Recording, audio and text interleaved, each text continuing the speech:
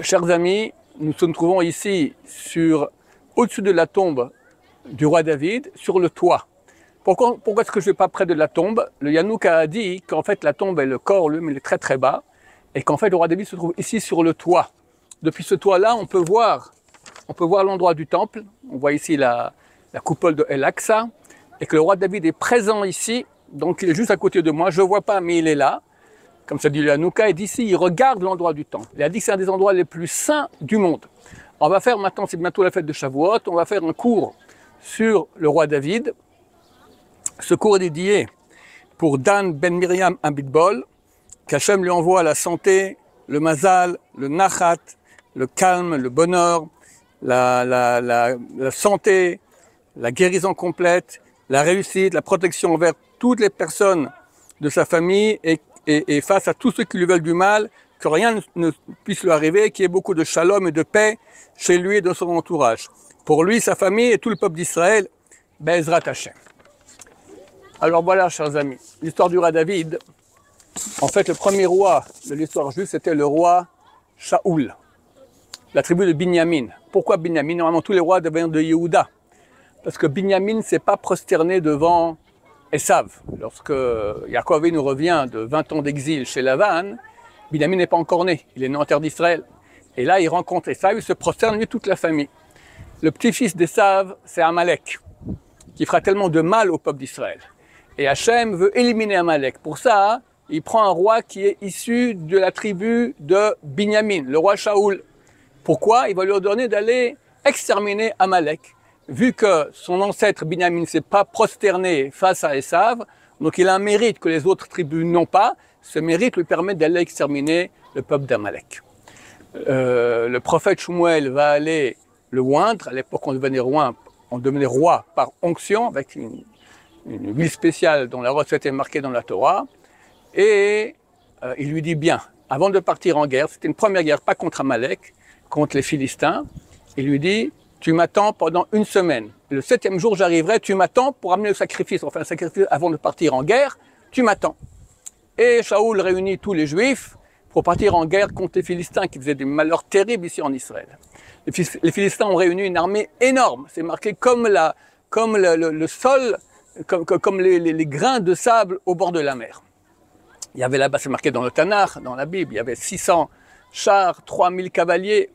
Et Shaoul réunit les Juifs, et ils attendent 1 jour, 2 jours, 3 jours. Pour le moment, ils ont marre et commencent à partir. Pour finir, ils ne sont plus que 600 soldats. 600 soldats contre une armée qui est nombreuse comme les grains de sable au bord de la mer. À la fin, le 7e jour, Shaoul, il voit que Shmuel n'arrive pas et il amène le sacrifice. À ce moment, Shmuel arrive, lui dit: qu'est-ce qui se passe? J'ai vu que tu venais pas, alors j'ai fait le sacrifice. Il dit: mais je t'avais dit de m'attendre. Tu as comme ça, moi je suis la parole du prophète. Donc tu as désobéi à Dieu. Sache qu'Hachem, il ne te veut plus pour roi, il prendra quelqu'un d'autre à ta place. Et là a été décrété que Shaoul arrêterait une royauté qui aurait dû être éternelle pour la donner à quelqu'un de meilleur. Ce meilleur, qui ça sera? Le roi David. Comment a lieu l'onction qui rendra roi le roi David? Le roi David, c'est le 8e fils d'un des grands tzadikim de la génération, s'appelle Yishai. Yishai est un des hommes qui n'a jamais péché. Il y en a 4 qui n'a jamais péché. Il est mort à cause du péché originel du serpent. Mais lui, il n'avait aucun péché. Ces 4 personnes sont Yishai, le père de David, Amram, le père de Moshe, Kilhav, le fils de David, et Binyamin, un des fils de Yaakov. Et Dieu dit à Shmuel: va sacrer le fils de Yishai. Il sera roi d'Israël. Il ne lui dit pas qui. Un des fils de Yishai. Il avait en tout 8 enfants. Maintenant, s'il fait ça en public, alors c'est terminé. Shaoul sera au courant, il va le tuer. Donc il dit qu'il amène un sacrifice. Il vient à Bethléem. C'est à Bethléem, la ville où se trouvait Yishai. Il amène un sacrifice et toute la ville se réunit. Et là-bas, il leur dit en secret: je suis venu maintenant sacrer roi d'Israël. Mais vous dites à personne, il ne faut pas que le roi Shaoul entende cela. Sacrer le fils de Yishai, roi. Yishai est très très content de cela. C'est un grand sadique et il fait rentrer ses enfants. Il fait rentrer le premier, il s'appelait Eliav. Il était grand, une grande barbe comme ça, beau. Vraiment, il mérite d'être un roi d'Israël. Et dès qu'il le voit rentrer, il se lève devant lui. Dieu lui dit: mon cher ami, l'être humain regarde avec les yeux, mais Dieu y voit le cœur. je veux pas de lui. Il est coléreux. Plus tard dans l'histoire, il va un jour, il va se mettre en colère contre David. Quand David arrive à l'endroit du combat avec Goliath, alors Eliab vient lui dire comment tu as laissé tout seul les troupeaux, etc. Tu veux voir le combat, et il lui crie dessus. Il s'est énervé. Je veux pas de lui. Après, fait rentrer le deuxième fils de Ishaï, Aminadav. De nouveau, Shmuel se lève. Ah, enfin le roi d'Israël. Dieu lui dit non, pas lui non plus. Troisième, Shama, et comme ça les 7. Les 7 premiers. David n'est pas là. David n'est pas là. Et alors Shmuel dit, ça y est, il n'y a plus d'enfants. Ishaï dit, oui, fini, il n'y a plus d'enfants. Attends, je ne comprends pas. Dieu m'a envoyé sacrer ton fils, roi d'Israël. Tu m'as fait passer tous tes enfants et tu me dis maintenant que tu n'as plus d'enfants? Réfléchis bien. Et tout à coup, Ishaï dit, ah ouais, il y a peut-être un. Il dit, cher Charles, c'est un reste comme ça, le roi David. Et il l'appelle, et il sera sacré, on en reviendra sur un autre cours, il sera sacré roi d'Israël. La question se pose, comment ça se fait que Ishaï, ce grand sadique, quoi, il ne sait pas qu'il a un 8e enfant, Shmuel vient, lui dit au nom de Dieu, je viens sacrer ses enfants, tu me dis, tu n'as plus d'enfants, et quand je te dis oui, peut-être lui, l'histoire recommence plus tôt. Le père de Ishaï s'appelait Ovad.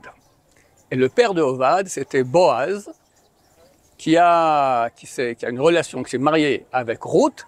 Et enfin, ensemble, ils ont eu Ovad, Ishaï, David. L'histoire de Ruth, je vous la résume rapidement. Ruth était la fille du roi d'un des grands ennemis, Eglon, le roi de Moab, un grand ennemi du peuple d'Israël. Mais lorsque Ehud est venu le tuer, il a dit « J'ai un message pour toi de la part de Dieu ». Il s'est levé. Par le mérite qu'il soit levé, alors il a eu droit à une fille, Goya bien sûr, qui s'appelait Ruth. À l'époque, il y a eu une grande famine en terre d'Israël. La grande génération qui était aussi extrêmement riche s'appelait Elimelech. Il décide, si je reste ici en Israël, les pauvres vont finir tout mon argent, je pars. Il part avec sa femme, Naomi elle s'appelait, ses 2 enfants, Machlon et Chilion, ils vont habiter Moab. Rapidement, il meurt, parce qu'il a quitté la terre d'Israël, il n'aurait pas dû quitter, il a abandonné le peuple, il a abandonné les pauvres. Ses 2 enfants se marient avec 2 goyotes. Une s'appelle Ruth, une s'appelle Orpa. Et eux aussi, ils meurent. Machlon et Chilion meurent aussi. Naomi se retrouve veuve avec ses 2 belles-filles. Elle apprend que, Baruch Hashem, la famine en Israël est terminée. Elle essaie de repartir en terre d'Israël. Alors elle part. Elle dit au revoir à ses belles-filles, mais non, on vous accompagne. Non, non, restez ici, que vous allez faire avec moi ici, vous êtes encore jeune, remariez-vous, vous aurez des enfants. Non, non, on vous accompagne. Ok, elle accompagne Naomi. Sur la route, Orpa, elle en a marre, elle dit, ok, allez, au revoir ma chère belle-mère, elle l'embrasse, elle repart. Elle repart, elle est repartie dans tout la Avodazara, la débauche, etc. Par contre, Ruth reste avec Naomi. Elle l'accompagne, c'est très dur pour elle, mais elle va quand même, et ils arrivent à Bethléem. Là-bas, ils sont complètement suffoqués de voir Naomi, c'était une femme d'un très grand riche, en génération, là, elle voit complètement délabrée, vieille, sans argent. Et Ruth va se convertir là-bas, et elle va aller dans les champs, comme les pauvres, elle va aller glaner les restes de graines de blé qu'il y a. Et il s'avère qu'elle arrive dans le champ de Boaz, qui est famille avec eux, assez éloigné, mais famille avec eux. Et Boaz, elle remarque qu'elle est très très pudique quand elle se baisse. Elle ne baisse pas comme ça. Elle baisse ses pieds par terre comme ça pour ramasser les graines. Elle lui dit, écoute, va pas dans les champs des autres. Viens dans mon champ. J'ai dit à mes jeunes gens de ne pas te toucher. Ils te donneront à manger de ce qu'ils mangent, ils te donneront à boire de ce qu'ils... Voilà, reste ici. Et un beau jour, il lui explique qu'elle croyait, Ruth, qu'étant moabite, elle ne peut pas se marier avec un juif. C'est écrit dans la Torah. Lo yavo bakahal Moavi, Ammoni ve Moavi. Un Ammonite et un Moabite ne peuvent pas se marier, ils peuvent se convertir, mais ne peuvent pas se marier avec un juif normal. Pourquoi? Parce qu'ils ne vous ont pas amené du pain et de l'eau lorsque vous étiez sur le chemin en sortant d'Égypte. Quand on est sorti d'Égypte, on est passé près du pays de Moab, près du pays de Ammon. Tu vois un peuple qui passe, sois sympa. Ils ont faim, ils sont dans le désert, amène-leur, bienvenue, voici du pain, même pour de l'argent, pas de problème, de l'eau, etc. Rien, ils n'ont rien fait. À cause de cela, la Torah interdit à un Moavi ou un Ammoni qui se convertit de se marier avec une juive normale. Il peut se marier avec un mamzer, avec une servante, mais pas un juif normal. Donc, Ruth, qui se convertit en tant que Moabite, elle sait qu'elle est destinée à ne pas pouvoir se marier. Et en fait, dans les champs, Boaz lui explique que non. La raison pour laquelle un Moabite ne peut pas se marier avec une Juive, c'est parce que ils n'ont pas amené du pain et de l'eau. Mais c'est qui va, lorsqu'il y a un peuple qui vient, qui va amener du pain et de l'eau? Ben, les hommes, c'est pas les femmes. Les femmes, c'est marqué Kol, Kvuda, Matpeler, Pnima. Tout le kavod, tout l'honneur d'une femme, c'est l'intérieur et c'est l'intérieur. Ça ne se fait pas que des femmes disent bonjour, bienvenue, etc. Aujourd'hui, ça se fait, mais à l'époque, non. Il y avait la tsniout, la pudeur. Donc, c'est les hommes qui auraient dû aller, mais pas les femmes. C'est pour ça que cette interdiction concerne que les hommes et pas les femmes. Toi, tu es une femme moabite, tu peux te marier. Elle rentre à la maison, elle raconte ça à sa belle-mère. Non, mais lui dit, bah écoute, j'ai un bon chidour pour toi. Tu vas aller cette nuit. C'était la période un peu plus tard, au mois de juin, comme ça, où on a fait les moissons de toutes les graines, et il y avait un grand tas de graines comme ça, et à l'époque, il y avait des voleurs, il y avait aussi beaucoup de débauches. Alors, Boaz, qui était de grande génération, il dormait dans son champ pour que ce soit calme. En tout cas, dans son champ, il n'y ait pas ni débauche, ni vol. Eh bien, tu vas aller là-bas au milieu de la nuit, mets des beaux amis, parfume-toi, tu rentres là-bas au milieu de la nuit, tu feras ce qu'il te dira. Bon, au milieu de la nuit, en douce pour que personne ne la voie, Ruth rentre carrément dans le lit de Boaz, Boaz se réveille, il voit une femme, il dit « Qui es-tu » Il dit « Je suis Ruth. » Mais qu'est-ce que tu veux? Il dit « On est famille, fais le lévira. » Il y a un mitzvah que les proches de la famille se marient avec une femme qui est veuve pour avoir des enfants. Elle avait, à l'époque, si je me souviens bien, 30 ans. Lui, il avait 400 ans. Elle n'avait pas d'enfants. Tous ses enfants qui sont nés sont morts. Elle avait 400 ans. Il aurait pu lui dire, fiche le camp. Qu'est-ce qu'il faut au milieu de la nuit? Une femme dans mon lit, mais jamais de la vie. C'est un homme très très pieux. Il dit, écoute, je vais me marier avec toi. Mais il y a quelqu'un qui est avant. Dans l'ordre de la parenté, quelqu'un qui est avant, je dois aller le voir, lui demander. Si lui ne veut pas, je me marie avec toi. Le lendemain matin, donc, elle rentre à la maison. Baruch Hashem, ils n'ont pas fait de péché. Et les sages d'Israël disent que c'était une très grande tentation. Baruch Hashem, ils n'ont pas péché. Et le lendemain, il va voir le proche parent qui s'appelait Tov, lui dit, écoute, voilà, il y a le champ de notre cousin, Elimelech, est-ce que tu veux le reprendre? Oui, je veux le reprendre. Mais si tu le prends, il faut aussi te marier avec sa femme. Ah non, non, non, avec sa belle-fille. Non, non, en tout cas, moi, je ne veux pas me marier avec une Moabite, je ne veux pas, prends-toi. Et ainsi, Boaz va dire au Sanhédrin, on a le droit, il va expliquer ça au rabbin, on a le droit à une Moabite, on peut, il se marie. Il se marie, et le lendemain de la nuit de noces, il meurt à l'âge de 400 ans.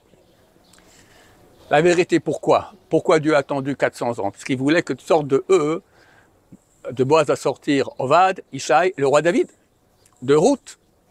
Il fallait que Ruth arrive, donc il a laissé vivre. Une fois que la relation a eu lieu, et elle est tombée enceinte de cette relation, Ruth, il est mort. Mais les gens ont dit, pourquoi ce tzaddik il est mort comme ça, 400 ans a vécu, il se marie, le lendemain il est mort? Certainement parce qu'il a transgressé l'interdit, se marier avec une Moabite. Et eux ne savaient pas, il y avait comme ça, il y en a qui disaient Moabite, il y en a qui disaient pas Moabite. Tout le monde est d'accord pour Moabite masculin, mais féminin, c'était ce qu'on appelle Halakha Rofefet, c'était une loi qui était flottante. Il y en a qui disaient comme ci, il y en a qui disaient comme ça. Quand Boaz il a dit non, c'est clair que les femmes sont permises, alors ok, ils se sont tus. Mais quand ils ont vu qu'il est mort le lendemain, ils ont dit, il a dû se tromper, c'est pour ça qu'il est mort. Et dès lors, il y avait un doute. Le petit-fils, Ishaï, le petit-fils Ishaï, il a eu 7 enfants avec sa femme, qui était une femme cachère, juive, Itzebet Bat Adiel, elle s'appelait. Et après, il s'est dit, mais peut-être que moi, je suis Moavi. C'est vrai que Boaz, il a dit que descendant de Ruth qui est Moavite, ça va, je suis un juif cachère, mais peut-être c'est les autres qui ont raison. Et dans ce cas-là, je suis un Moavi, et mes enfants sont aussi des Moavis. Moi, je veux avoir des enfants qui sont juifs cachères, qui peuvent se marier avec tout le monde. Alors, qu'est-ce qu'il a fait? Il a appelé sa servante cananéenne, une non-juive, qui est servante. Quand elle devient servante chez un juif, il achète, elle doit faire les lois comme une femme. Mais elle a un statut de servante non-juive. Maintenant, s'il la libère, elle devient juive. Elle devient juive à tout égard. Il lui dit, écoute, on va faire comme ça. Je vais poser une condition. Je vais dire, si je suis un bon juif, et parce que Ruth est moabite et ça va, on peut être moabite, alors je te libère, tu deviens une bonne juive et j'ai une relation avec toi. Si jamais il s'avère que Boaz, il avait tort et mon arrière-grand-mère, Ruth, elle n'avait pas le droit de se marier avec Boaz, dans ce cas-là, moi je suis un Moavi, alors tu restes une servante. Un Moavi peut se marier avec une servante. Tu restes une servante, il pose la condition comme ça. Et donc on aura une relation ensemble et l'enfant qui va naître, alors s'il est juif, il est juif, s'il est serviteur esclave, d'accord, alors on le libère. Et par le fait qu'on le libère, il devient juif à part entière sans être un Moabite. C'est la combine qu'il a fait pour qu'il ait une descendance non moabite. La servante, elle n'a pas compris très bien qu'est-ce qui se passait, elle allait voir sa maîtresse, Nisevet Badadiel, la femme de Ishaï, elle a raconté tout. Elle lui a dit, la servante, la servante lui a dit, écoute, lorsque vous serez la nuit ensemble, tu me dis, et c'est moi qui rentre dans le lit à ta place. Comme ils ont fait avec Rachel et Léa. Effectivement, pour finir, Ishaï a une relation, croyant que c'est une relation avec sa servante, en fait c'était sa femme, Nisevet Badadiel. Elle tombe enceinte. Maintenant, ça fait déjà 3 ans que ça faisait déjà que Ishaï n'avait plus de relation avec sa femme. Il s'est dit, j'ai pas le droit, c'est une femme juive comme il faut, moi je veux être Moabite, je veux pas d'histoire, j'ai pas le droit de relation avec elle. Donc, ils étaient mariés, mais sans de relation. Quelques mois plus tard, on la voit enceinte. Qu'est-ce qu'il s'est dit? Elle m'a trompé. Donc, le petit enfant qui va naître, le roi David, enfin, c'est pas encore le roi, c'est David, c'est un mamzer, c'est un bâtard. Et un bâtard, on ne peut pas se marier avec lui, il veut qu'avec des cas spéciaux. Terrible. Il faut espérer qu'il meure. Donc, lorsque Shmuel vient voir Ishaï, il lui dit « Amène tes enfants parce que je vais sacrer un d'eux roi d'Israël », il s'est dit « Ok, voici mes 7 enfants. Le 8e, c'est pas mon enfant. C'est un bâtard qui vient d'une relation interdite. Il est dans les champs, il était loin, il n'était pas avec eux. » Et lorsque Shmuel lui a dit « Mais les 7 sont passés, il y a encore un autre. » Là, il a compris « Non, c'était ma femme vraiment. » Et il amène, il sera sacré roi d'Israël. Ça sera la suite dans un prochain cours que nous ferons. Be'ezrat Hashem. Baruch Adonai, l'olam, amen ve amen.